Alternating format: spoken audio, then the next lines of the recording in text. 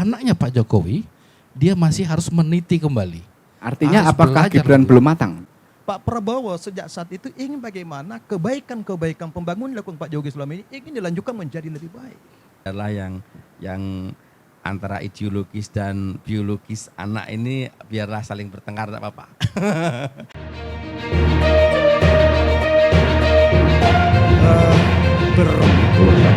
Sebenarnya kita itu punya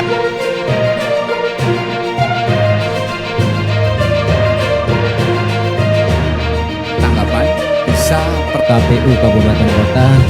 kalau dia pakai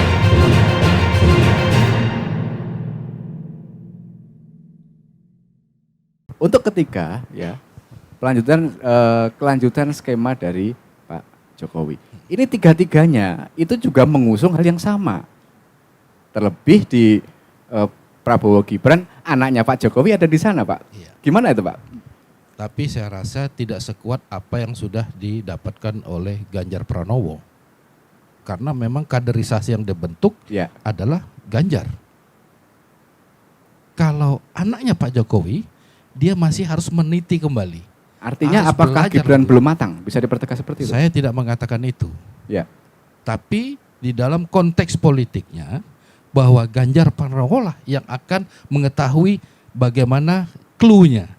Harus dilanjutkan, bagaimana harus diimplementasikan ke lapangan, dan saya rasa kedua orang ini sudah mempunyai bakat dan penerus. Kalau dilihat dari struktur, dia bukan lagi melakukan riset. Disertasinya mereka di ketiga ini sudah pas. Dari mulai pendahuluan, kemudian dari metode-metode yang digunakan, kemudian dari analisa, dan dia sudah lengkap. Kedua orang ini sudah cocok. Kalau boleh dikatakan seorang nakoda, yang satu nakoda yang sudah mempunyai sertifikasi yang baik, kemudian seorang chief officer, Ya. Mualim 1, itu sudah ahli dalam bekerja, dalam segala struktur dari kesatuan negara. Jadi saya rasa tidak ada pilihan lain. Hanya nomor 3, karena makanya nomor 3 itu dikatakan hoki sangat baik sekali. Ya. Ya. Sudah bisa dikatakan kalau orang bicara 3, iya 3 melanjutkan.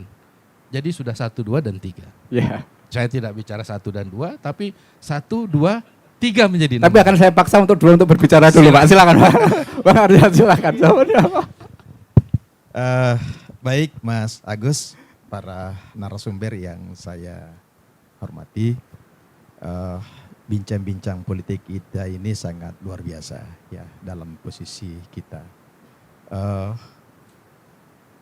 Saya ingin sedikit menyambung dari apa yang disampaikan oleh Adinda kami dari Praka tadi, bahwa bacaan Adinda saya ini sangat luar biasa ternyata, walaupun sekilas sampaikan gitu ya.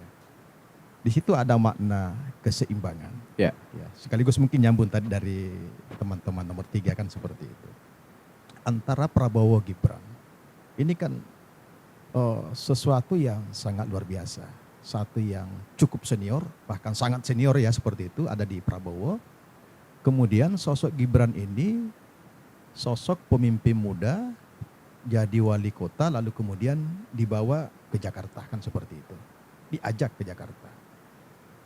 Ini menunjukkan keseimbangan bagaimana perhatian yang senior dengan yang muda kepada yang muda gitu, seperti itu. Dan nanti bagaimana keberlanjutan itu seperti itu. Maka hari ini sebetulnya teman-teman milenial, pemilih-pemilih pemula ini sangat berbahagia mereka. Kenapa? Kami menghargai mereka. Menyiapkan orang-orang muda yang terbaik untuk mendampingi Pak Prabowo. Jadi tidak hanya sekedar slogan, ini praktek. Nah disitulah penting keseimbangan.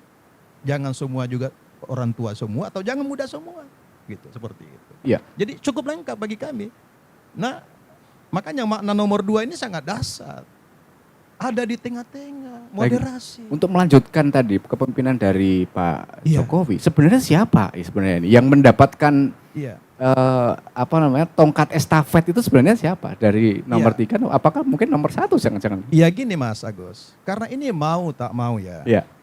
Pak Prabowo ini sudah bergabung dengan Pak Jokowi. Ya. Iya, begitu selesai Pilpres 2019, ini kenegarawanan Pak Prabowo ini sangat luar biasa. Bersedia menjadi bagian dari Pak Jokowi.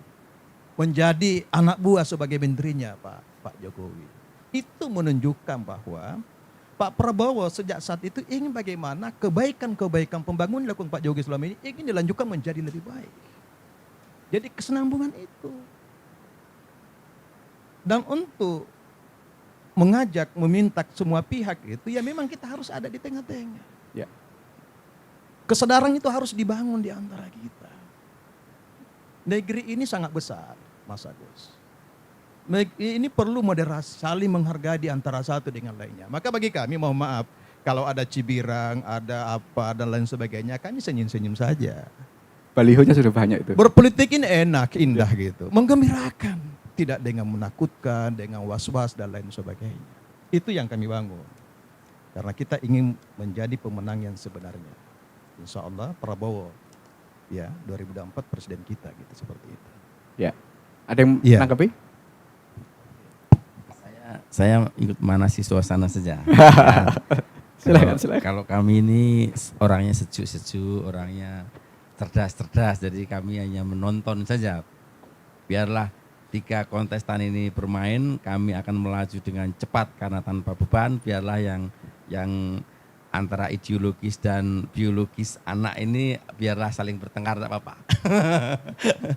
Kami persilakan Pak Agus untuk mengembangkan itu. Iya. Tapi apakah itu akan diuntungkan? Oh begini, nah ini serius, ini pembicaraan serius. Kalau tadi kan bercanda saja.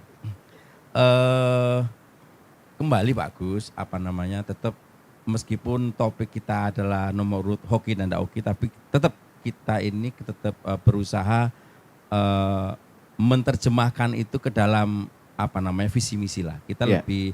lebih positif, lebih energi kita nggak terkuras gara-gara tidak nomor urut itu. Saya pikir perdebatan yang saya pikir untuk politisi seperti kita ini ya Bumbu ya. itu penting, Ya. tetapi lebih jauh dari itu adalah visi misi yang akan kita sodorkan. Tapi kalau kami dari nomor 1 Pak Agus, beberapa kali tes case itu Pak Anies Muhaimin datang ke tempat-tempat itu, sambutan masyarakat begitu luar biasa. Makassar, Surabaya, Sidoarjo, Malang, ratusan ribu Pak. Tidak hanya ribuan, ratusan ribu Pak. Ini sebuah potret, sebuah potret bahwa seperti itu masyarakat begitu senangnya, begitu antusiasnya menyambut pasangan Anies Baswedan dan Muhaimin ini. Terlepas nomor urutnya siapa, tapi yang jelas kami nomor 1 hanya sekedar memudahkan bahwa masyarakat keseluruhan sudah begitu cerdas. Tentu nomor urut itu masyarakat tentu tak begitu karena ini bukan caleg ya. Untuk menjawab juga sama kasus tadi, apakah Amin itu diuntungkan dengan klaim dari nomor 2 dan nomor 3 mengenai siapa yang akan melanjutkan Jokowi? Nah ini cocok sekali nih pertanyaan ini. Mungkin ada hal kecil juga yang diuntungkan ya. Karena tentu masyarakat menilai daripada banyak berantem mereka mending yang sejuk-sejuk saja. Mungkin hal kecil bisa dibaca juga dari situ, karena memang kami pun juga di pasangan Amin ini sering membaca namanya sholawat asghil Pak Agus. Sholawat asghil ini tapi tidak saya tujukan kepada beliau ya, nanti marah beliau itu. Biarlah orang-orang dolim itu berantem sama orang-orang dolim, kami tetap terselamatkan untuk itu. Tapi bukan yang manas-manasi kubu nomor 1 kan? Nah, kami kan sudah sebutkan tadi, kami tidak mengarahkan peluru itu kemana, tetapi kami yang ingin mengganggu pasangan Anies Baswedan dan Muhaimin, biarlah mereka habis tenaganya untuk mereka sendiri. Kami akan tetap melaju, masyarakat dengan senang hati menerima kedatangan Anies Baswedan dan Muhaimin. Iya. Apakah mungkin kemunculan ini sengaja dibenturkan misalnya dari pihaknya Amin yang bikin pemantiknya, benar nggak? Enggak gitu ya? Enggak. Namanya keberuntungan. Oh gitu ya? Namanya keberuntungan saja. Iya. Hoki kembali ke hoki. Keberuntungan tadi. Ya itu sudah menjadi tanda alam lah. Kalau keberuntungan itu tanda alam yang kami tidak bisa menolak. Beliau tidak bisa menolak. Oh ternyata memang nomor 1 yang lebih hebat, itu kan Pak Agus.